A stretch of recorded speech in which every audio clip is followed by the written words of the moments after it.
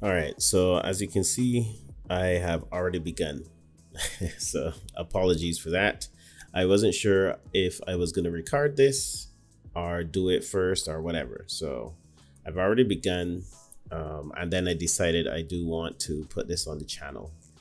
So the barbell has already been more or less finished. As you can see here, I'm putting in the finishing details, just some of the last details of the bar itself. And I'm also trying to make it modular. That's also something very important, especially in games, to save on resources. So you're gonna see me, well, after this bevel, you're gonna see me chop it in half and start preparing it to be used in different combinations. So that's what I mean when I say modular. So I'll have this.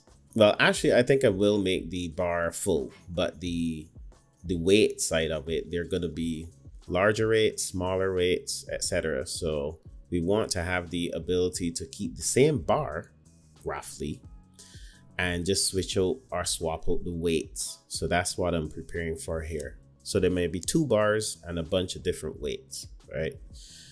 And we're going to be modeling to scale here. So I'm using real dimensions, and so this part is the real modeling part. So we've done the block out, and I'm going to compare it with the block out and see how it holds up. So this is the real world scale of the barbell, and the block out is clearly a bit too large, but that's fine. We got what we needed from that, and now we're going to actually make it to scale.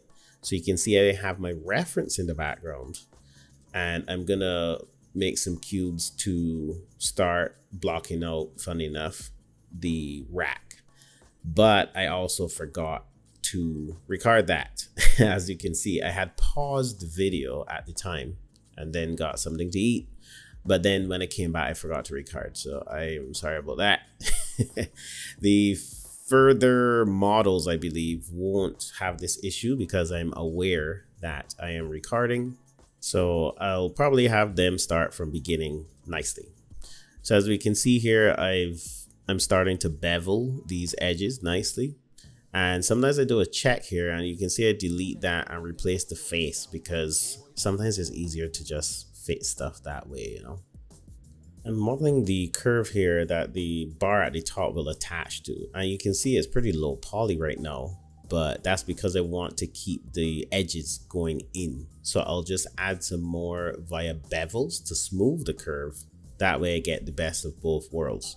And working like this can be a challenge sometimes because you're trying to be a bit more optimized in your workflow, but this really does help reduce the amount of polys, right? So I only need those points in the area that I have the curve, and then I can just connect and delete around it so that the other edges maintain that level of density. So you know, you got to think of ways to keep the tessellation like localized, keep them in the area that they belong, I guess, and not just add detail to everything in sight. so so here I'm adding the bracket, and sometimes what I do is duplicate the area and then edit it as I see fit, and then delete what I don't need. So the reason I'm doing that is so that it already fits the original object. So as you can see here, it fits the shape of the original mesh underneath. So I just have to model the shape to that and then extrude it when I'm finished, or when I'm happy with the shape that I have.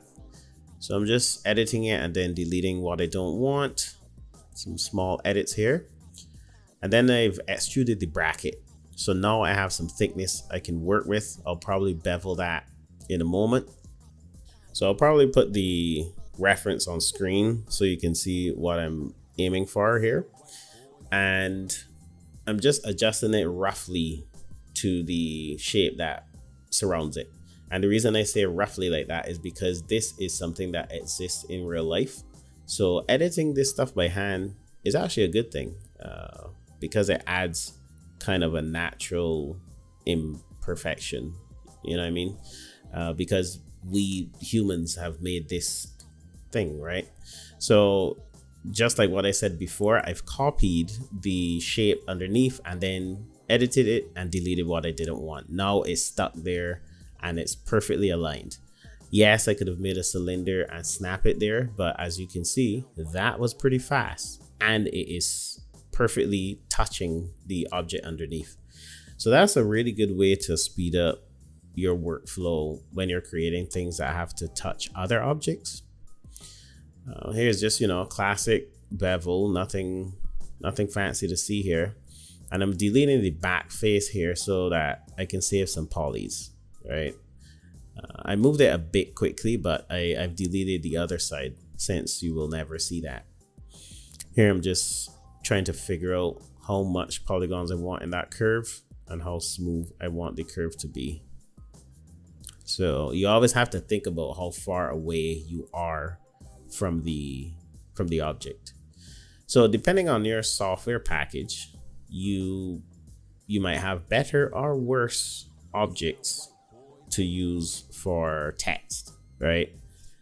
Maya's text system is not, is not known. Maya's not known for its text system. So it has improved though over the years, but it did take quite a few tweaks for me to get what I wanted out of this.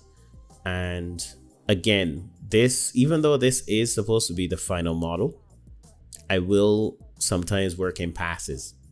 So here I'm trying to tweak it to get, the best job I can do at the time and maybe fix it later, which in this case is to get a nice bevel to catch the light, because this is going to be metal. And even if they're end guns for now, I'll come back and maybe triangulate it later. And here I filled the hole and then deleted the extra edges, right? That's how I solved that glitch there, or whatever you want to call it. So the next step is to chop up this arm section into pieces, because that's where the handles are going to go, the handles that hold the barbells. And to do that, I selected the edges of the cuts and detached them. So if I double click the faces, it'll select that section of faces. So then I go in and fill the holes, and now they're their own separate pieces of the mesh. They're all part of the same object, but they're separate. And this is important because I would like to, again, make a modular approach to my modeling. So I'm gonna test to see if they're separated. I've just filled the holes, so I'm pulling them out there, and you can see that I'm testing to see if, okay, they have faces on each side, which is nice. And I've just beveled the top section, so I'm gonna double check these, and you can see here that I tested the bevel. Not sure how I felt about it, but then I'm going back in and I'm looking here, I'm looking, and I'm testing another bevel. So you need to test to see how it works and if it's what you want, right? And sometimes you'll get some errors. And I just had an error actually there in the corner at the top. Yeah.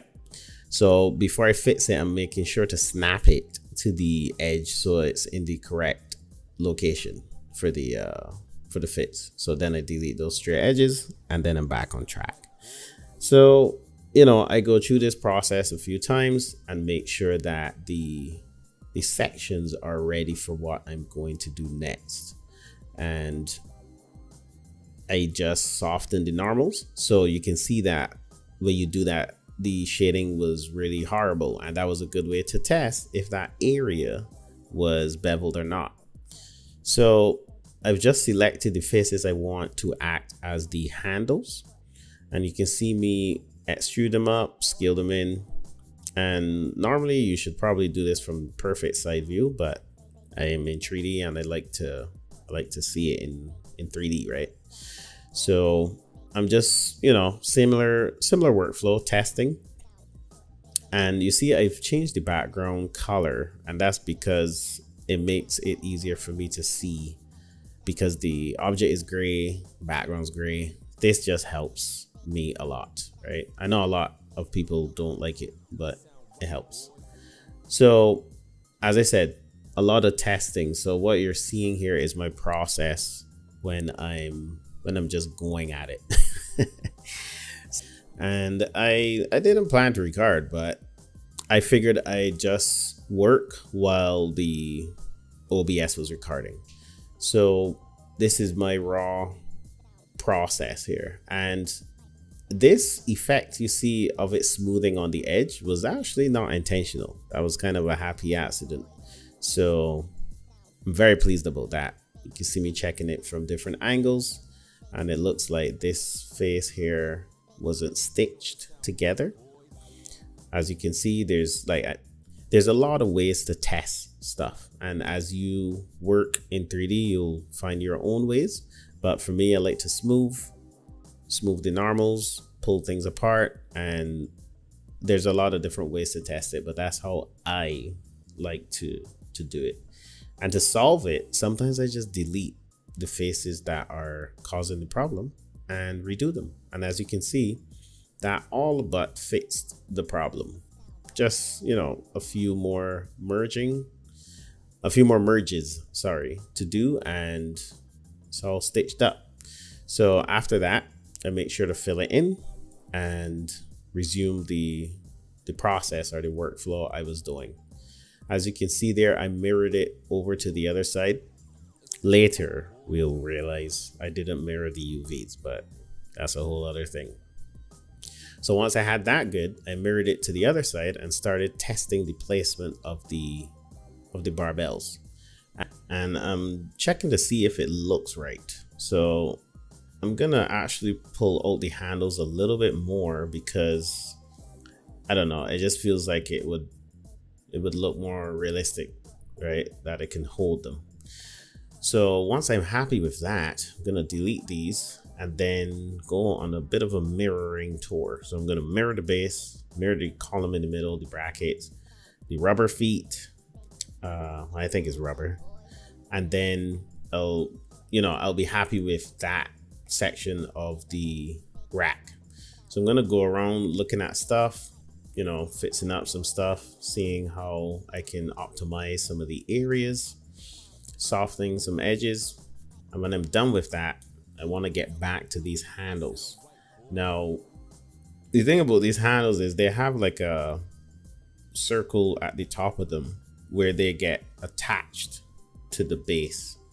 And instead of modeling it like 1,000 times, I decided I'm going to model it once and then copy it over.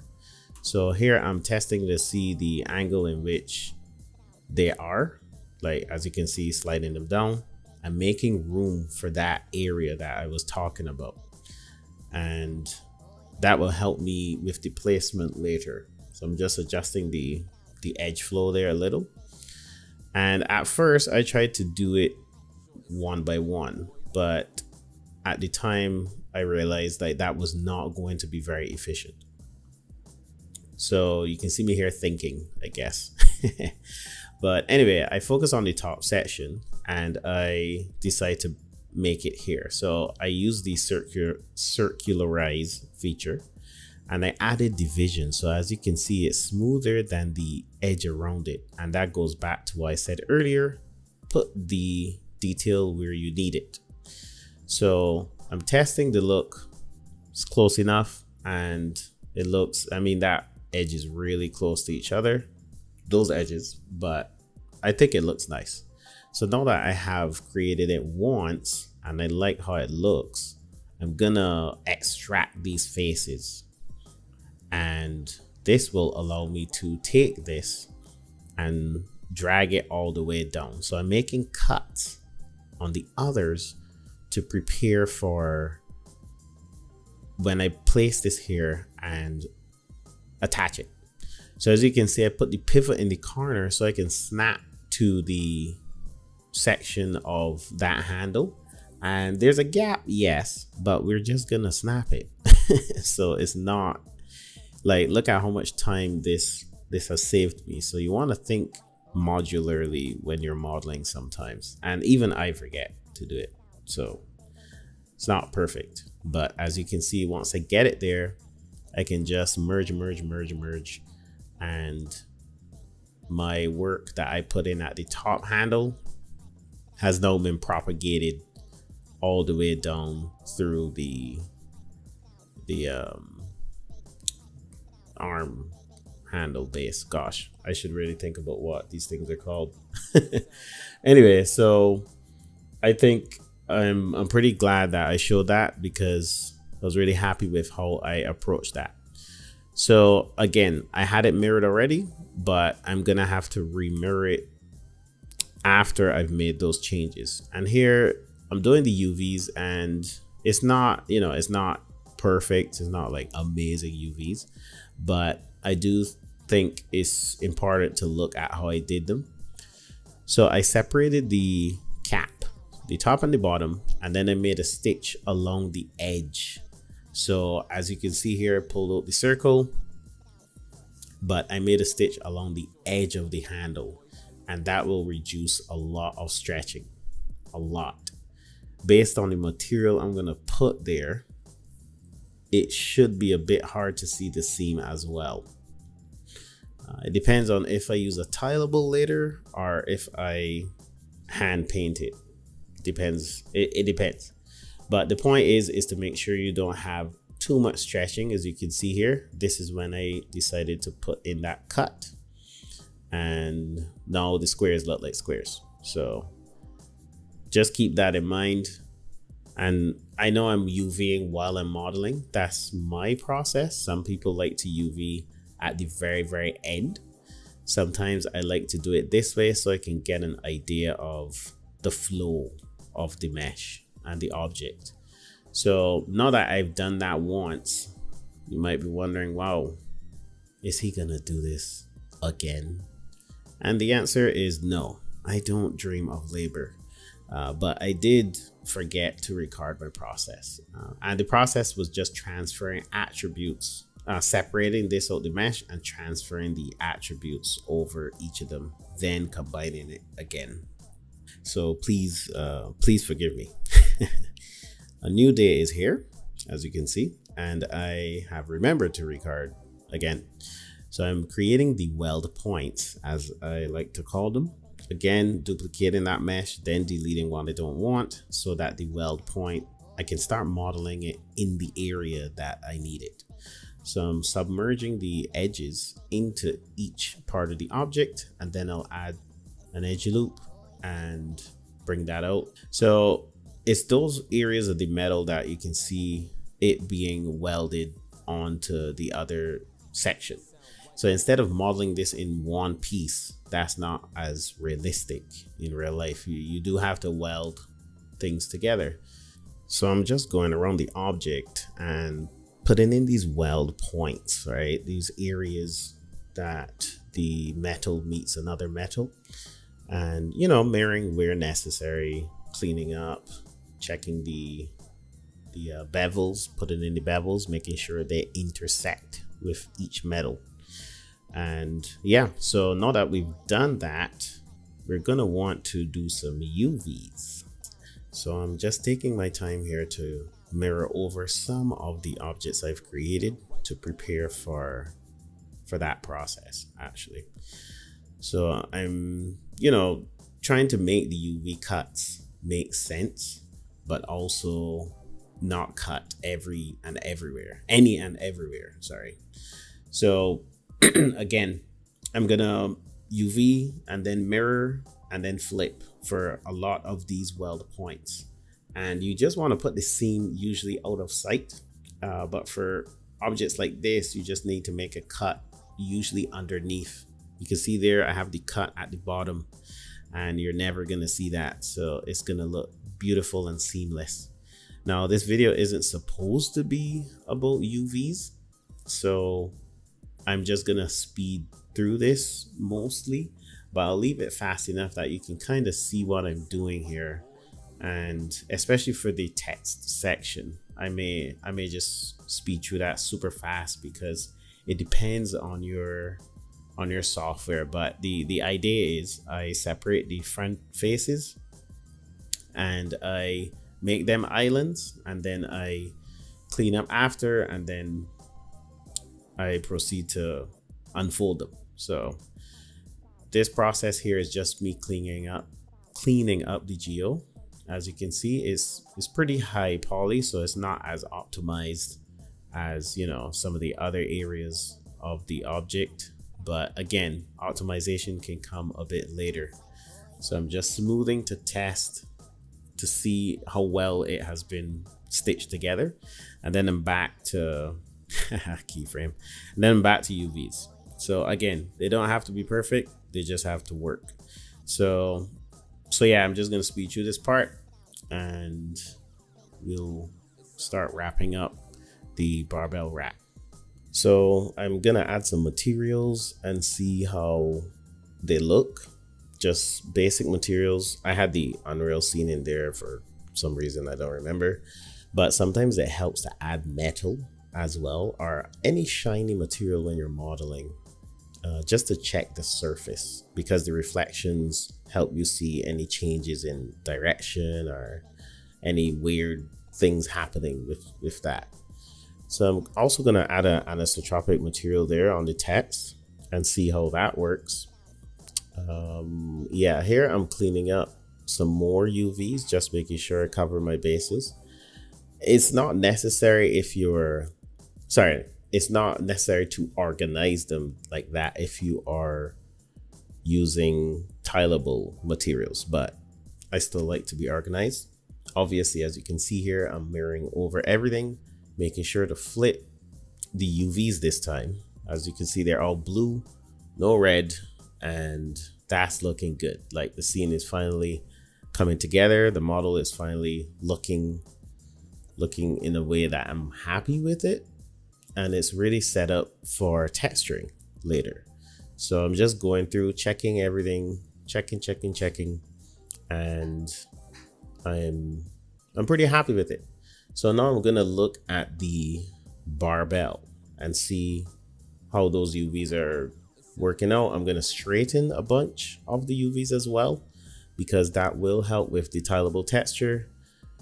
And I'm also going to start working on that modular side of the barbells, just checking, because the bar itself, depending on the weight of the barbell, can be smaller, a little bit smaller, so it has to match the weight that it's attached to. I hope that makes sense.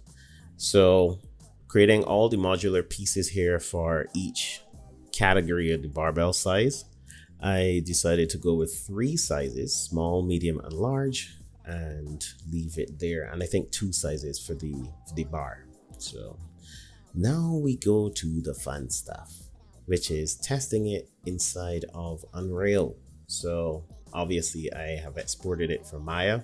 I used FBX, put a little folder in Unreal for organization, and we are off. We are going to, you know, set up some base materials, import it, and then start testing it.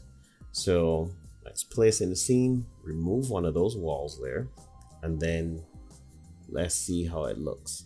And I'm setting up the modular barbell here, just creating a blueprint and, you know, setting up something quick so that I can have one of the barbells ready to go and, you know, test it on the rack.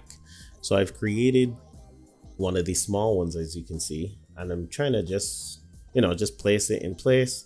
I switch the view. Like in this case, sometimes the lighting does get in your way, so sometimes what I do is I switch out the colors, the view, so to unlit in Unreal. And I've just made another blueprint for the large ones, just fitting that. And this part is pretty fun, I'm not gonna lie. Like, it's starting to feel real, like I'm getting somewhere with the project, and that's a good feeling, obviously. So as I said earlier in the video, the process for this, and also as you can see at the bottom left corner, is almost 5 hours, right? Okay, so we're putting it in its location, and it's just is hilariously smaller than the blockout, funny enough. And so what I'm doing is I'm moving it to the front there, so I can put it at least where it's supposed to be. It's smaller, but the front of the block out I think was what I wanted for that camera angle. So that's where I placed it. So now I'm creating the materials that I mentioned before, editing them to be obviously metal and rubber and all of those materials that we need for this rack and for the barbells. So I put them on, I removed the other wall so we can see the lighting a little better.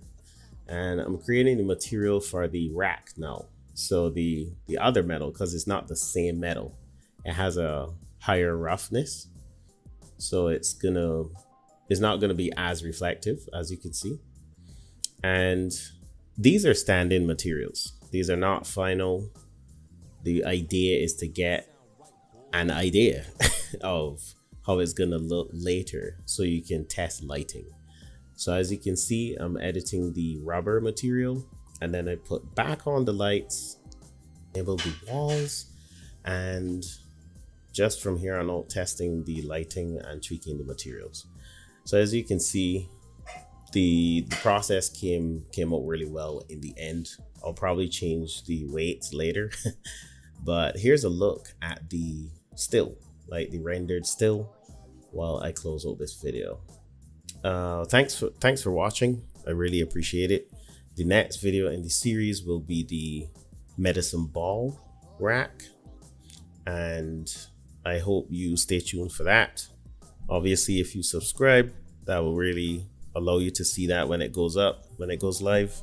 And you know, if you learned something from this video, I would appreciate a like or even a comment. One of the above really helps. So thanks again, and I'll see you in the next one. Respect. Protect.